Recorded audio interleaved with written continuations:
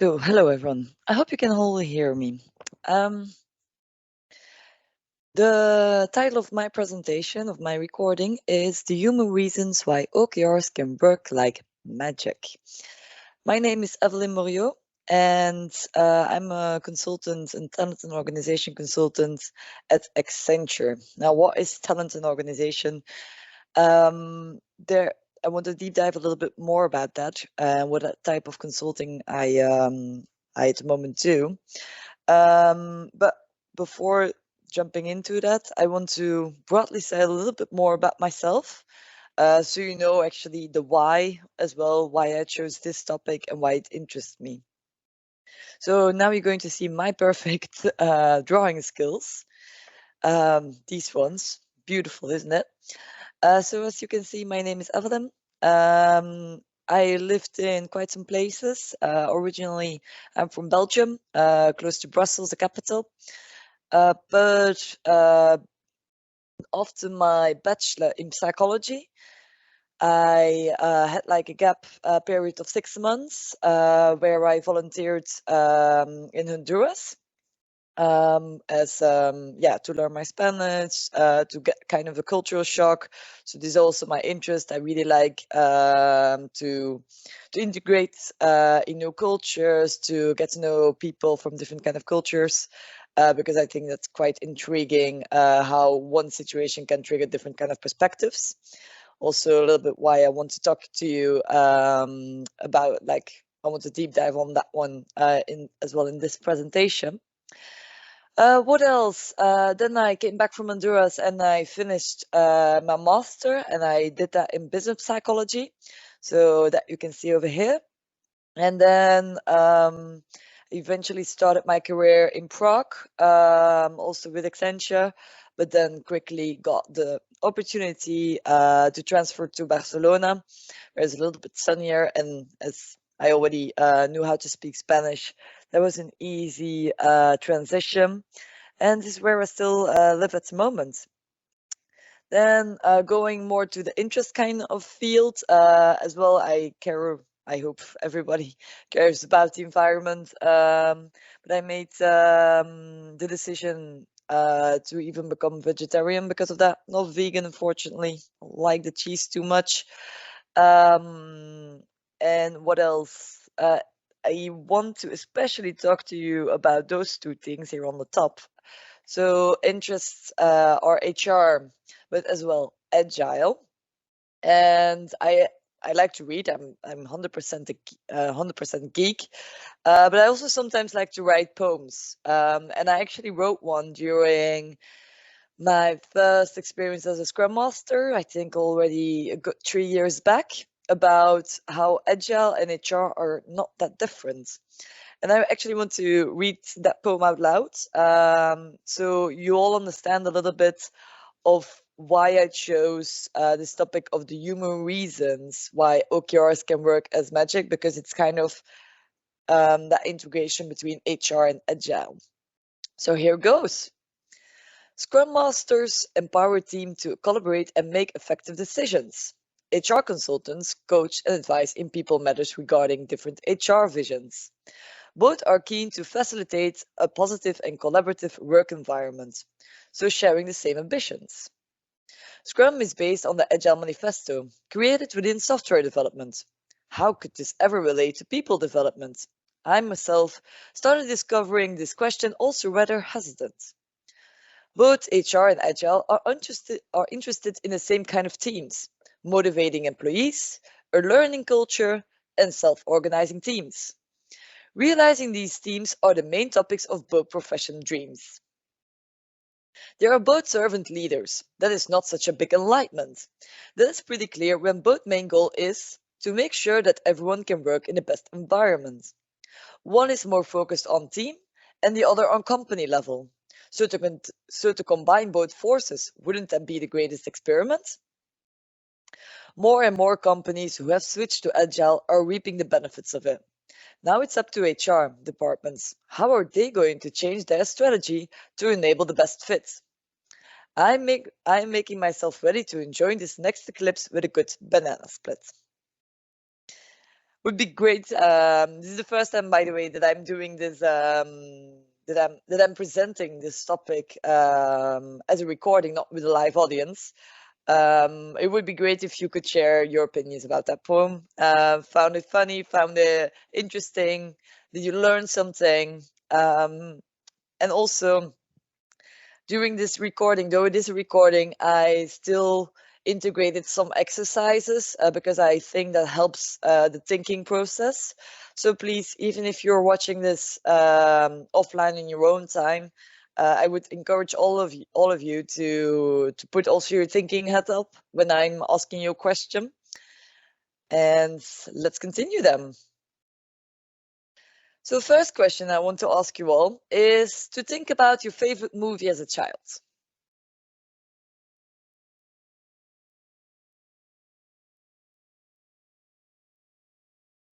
My personal answer to that one is Harry Potter.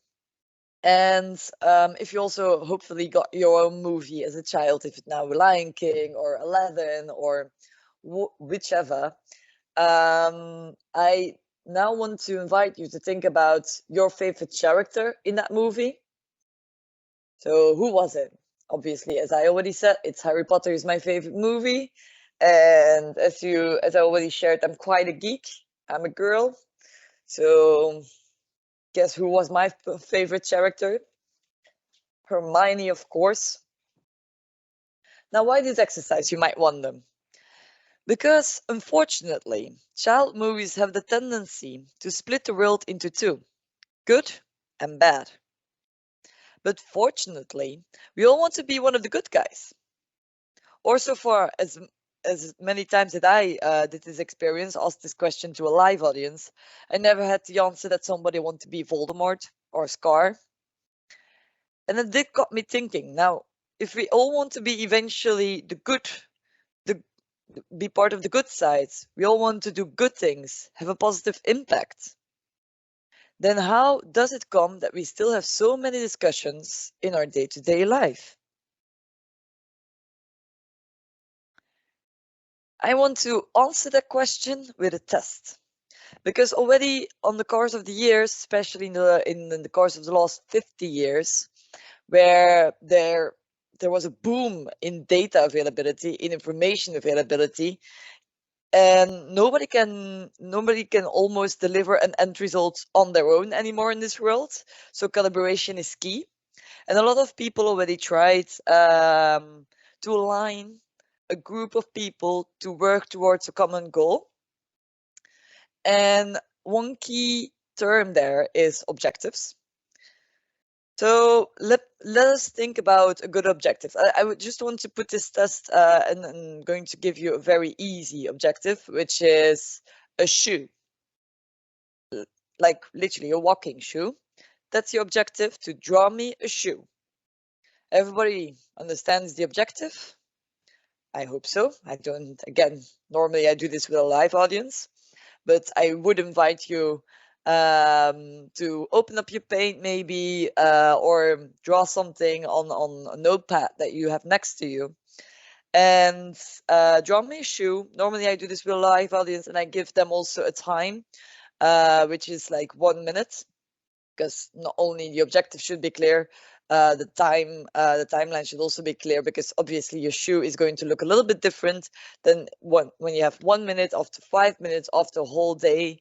The amount of details that you can put into your objective. But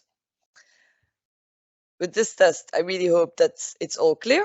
And luckily, I did this test already a couple of times, and I asked very specifically to my live audience if the objective was 100% crystal clear, if anybody want to raise any more questions about what the objective should be. Normally don't got any objectives, only sometimes like how do we share the results, and I'm like with the print screen or just showing it with your camera, it's all fine. And once they then shared their results, fortunately, I don't have the real outputs, but it looked a little bit like this. Yeah, all different kind of shoes. And I do have to say, I always could easily identify that everybody was able to complete the objective. I could easily identify that even if they were not the best drawers in the world, I could identify that they reached the objective of drawing me a shoe in 1 minute of time. I could see that that was a shoe and not a tree, for example. But there were different kind of shoes. Sometimes I had shoes with heels. Sometimes they were pink. Sometimes they were water repellent. And everybody did their best. Everybody really wanted to draw a good shoe. But imagine if your stakeholder of this shoe, of this result of the shoe, of this result of our objective, is a guy that actually lives in Norway. Would he be happy with the results? Or if I would have been the stakeholder of this type of shoe, me, a girl living in Barcelona, where it hardly rains. Or if one of you got these kind of shoes, but your favorite color is not actually pink, but red, or blue, or green. So everyone wanted to draw a perfect shoe, and everybody initially wants to do a great job. We don't want to be the bad guy. We don't want to be Voldemort. You can see by this variety of shoes that there are different ways to perceive the same objective, because the objective, draw a shoe, is actually a qualitative objective. And here comes the magic, and here comes the magic of OKRs. What are OKRs? OKR stands for Objective Key Results. The objective, for example, draw a shoe, is measured by a set of key results. So an objective is what you want to achieve. It's your destination. It's what you as a team and organization decide, this is where we want to get. It's qualitative. But as it is a qualitative sentence or words or phrase, it might easily get misinterpreted by different kinds of people based on their culture, based on their past experience, based on their own priorities. So this is where the magic comes in. Key results, a statement that measures achievement of a given objective. A quantitative measurement that you also as a team or organization, the same kind of group of people that set that objective, are also going to decide what kind of measurements will tell us that we achieved the qualitative objective. And that's the magic of measurements, because once you decide a measurement, then it should be clear, even like somebody that was not part of the setting of that OKR can easily measure if you reach that objective or not. So it leaves very little space of personal interpretation. And obviously it's important, again, to time bound your OKR, because what you can achieve in 1 month versus in 3 months versus in a year will definitely impact your key results and how hard you're gonna set them. Let's have a look as an example. Normally, again, I do this with a mentee test. And I'm going to walk you through this exercise, and I really hope that you think with me here. So imagine that my objective, I like to cook. My qualitative objective would be being the new Gordon Ramsay, Hell's Kitchen chef. And imagine that I want to achieve that qualitative objective, because qualitative, would you be able to measure if I reached the objective being the new Gordon Ramsay, just like that? Like, are you, not obviously with the DNA test, but imagine I want to be a very good cook, and I'm using Gordon as my example.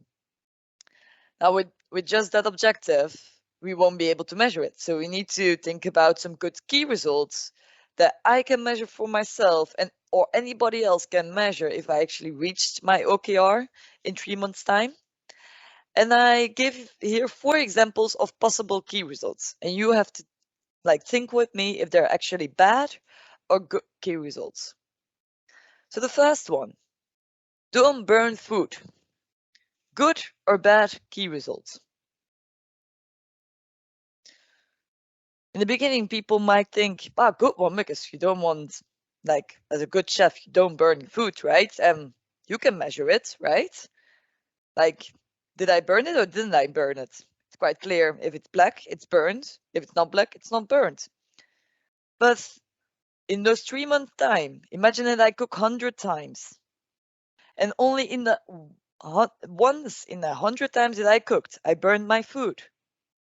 Then I don't accomplish my key result there. Whereas in the 99 other times, I perfectly made food without burning it. Would that be fair? Would that tell me something that I'm actually a good or a bad chef? I hope you're with me here a little bit, that don't burn food can possibly be a good key result, but if you identify as well on how many times that I can't burn food. Don't burn food in 95% of the times that I'm cooking. That's easily measurable, and it will, if at the end I reached my key results 90% of the 95, I burned 10% of the time I burnt my food, then it would tell me how much I'm lagging to actually achieve my key results. Like, what can I do better next time for my next OKR? Then please, afterwards, if you got questions, you got my like in the first slide, there are my contact details, so feel free to get in contact with me if you got any questions regarding what I'm saying here. Then key results number 2, improve my customer score with 10%.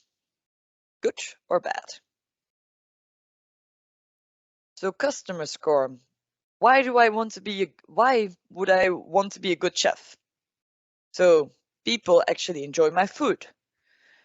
So if I say my customer score improves with 10% from the time that I started till the time that I finish, I need to have a score that is 10% better than it currently is. That really says me, if I only achieve 7%, it would say me how much I'm lagging. I could reflect upon it midterm and say like, oh, my customer score went up only by 3%. What can I do more? Can I ask my customers, like, what are they missing at the moment? So this is obviously, the second one is a very good key result. It will tell me if I reached, if I gave value to my end customer, and it will tell me how much I got better by 10%. Third one, quick in the cooking process. How would you measure it? In seconds? In percentage? Only with my desserts? For everything that I cook? So it's not a bad one, but again, like in the first example, it's missing some extra detail to actually make it a good key result. For example, quickening the cooking process by 5% overall. It would definitely not be an easy one to measure, I would say, but that would be measurable. Whereas quickening the cooking process as it is, I wouldn't even know how to start. Then the last one, follow at least one cooking class. If I follow one cooking class, but I'm actually sleeping throughout that cooking class, or I'm taking a cooking class about street food, but I actually don't want to produce street food, would that help me to add value to my objective? No. This is I put this one as an example because especially starting with OKRs, a lot of people actually put actions instead of key results. This is an action to be taken that could lead to the improvement of one of your key results. So I could maybe go to one of the cooking class, and then before I measure my customer score, and then after my cooking class, I also measure my customer score again. And then if I see that it increased, it's probably because I learned something very good in that cooking class, and I might want to do that action again. So I hope with these kinds of examples that it's quite clear what an objective is and key results and what are good and bad ones. Now we want to go to the meat of this presentation, and that is the magic. The magic unraveled. Why OKRs? It's quite simple. Objective, key results, qualitative, quantitative. But what's the magic behind it? So here comes my psychological background also in place. Alignment. What I talked about in the beginning, that everybody wants to be the good guy. Everybody wants to be Hermione, Harry Potter, be on the good side of things, work for the Force. But because of our cultural background, because of our past experiences, we all do good things, but if we don't do them aligned, they don't add that much value, or they can even work against each other. So by using key results, by actual measurements, which leave very little interpretation, very little space for misinterpretation, you're aligning people more. You're aligning people strongly. Focus. I always say start with one OKR. Your OKRs need to work to focus. This is why also you put a time bound. Like the next month we want to focus on this OKR. Prioritize. Don't go into the trap of multitasking and starting a lot of things at the same time. We all know Kanban. We all know the magic behind Kanban is reducing your whip, reducing your focus. Same thing with OKR. Don't start with too many OKRs at the same time, because that's also going to lead to less alignment. Which of those two OKRs has priority over the other one? An OKR should also work to, when the plan goes wrong, where do we need to push to which key result? And if there are already two OKRs, which of the two do we need to push more? Transparency, knowing what others are working on. So OKRs and especially the frequently measuring of your key results creates transparency also towards your stakeholders on is the team improving and on all key results or just a couple of those, but also amongst you as team members. Are we reaching our objectives? Are we reaching our OKR that we actually said we would? And obviously engagement, giving your best each day. This is also why on best practices of OKRs, they say to have an OKR that's 70% achievable, meaning that if it's, we all know it, right? Like if it's too hard to achieve, you probably won't even like try to achieve it, because it's just too hard. If I say to myself in 3 months I need to be an astronaut, yeah, I would probably laugh and would say like, yeah, they're there. But also when it's too easy, make me facilitate your first OKR workshop in 1 month time. That would be too easy objective or too easy task for me to accomplish. So engagement is also having that OKR that leaves the team a little bit of a challenge. So they want to reach it. It's not it's achievable, but it's not easy peasy lemon squeezy, I would say. And also engagement is because of the measurement, of the frequently measuring of your KRs. If you see, okay, we did this, we tried that one out, we tried this experiment, and you see directly how it relates to your key results, we went down. Oh, damn, we should probably not do that experiment again. Or we went up. Wow, good job. We risked something and we see the result of it. So that's the fourth magic potion, which is engagement. Now at the end, I just want to also share some best practices I learned while setting OKRs. As I already said, OKRs are to increase focus. I'm going to also go to the last part with reflection time. I'm going to use the metaphor that your objective is the destination that you set as a team. So, for example, we all, me and everybody that's listening to this recording, we choose to set our destination to Barcelona, my home. And as key results, we set a couple of key results and we use them as a GPS.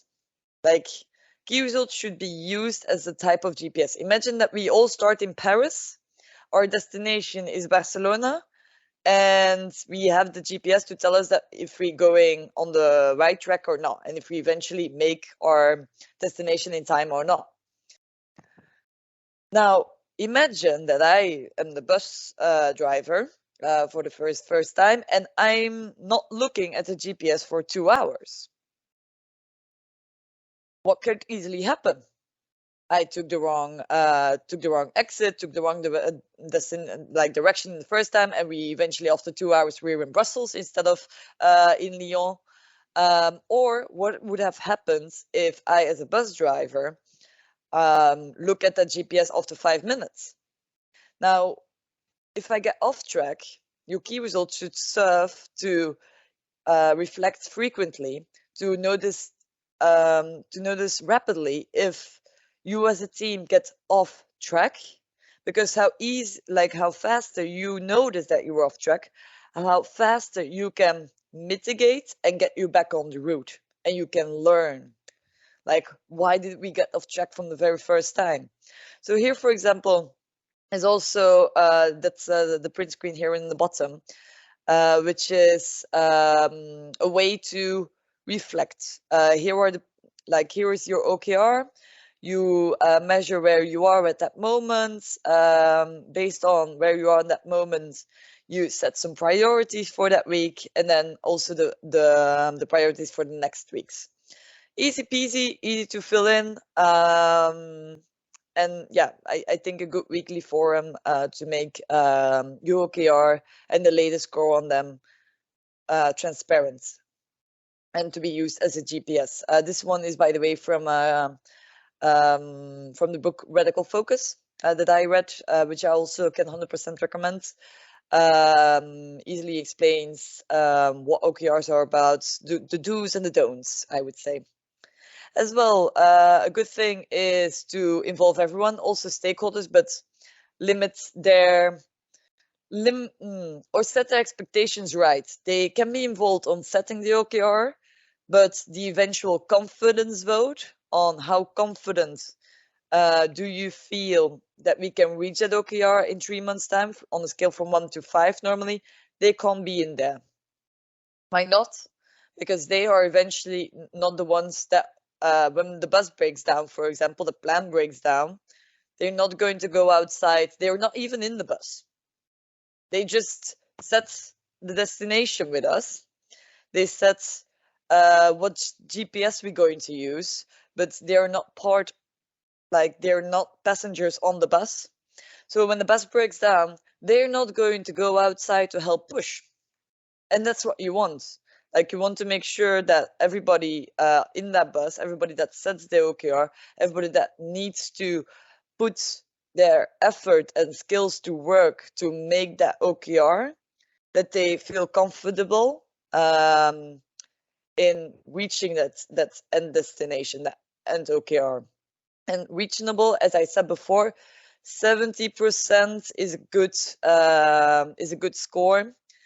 So a 4-ish on the score of 5 is good in the sense that it is still a challenge. There can be we are not 100% sure that we're going to reach it. It's something new that we're gonna try out. But knowing our team, knowing my personal skill set, I feel comfortable that we can hit that OKR. Yeah, that's kind of it. Then the only thing that's left for me to say is start and learn. Don't be scared on setting your first OKR.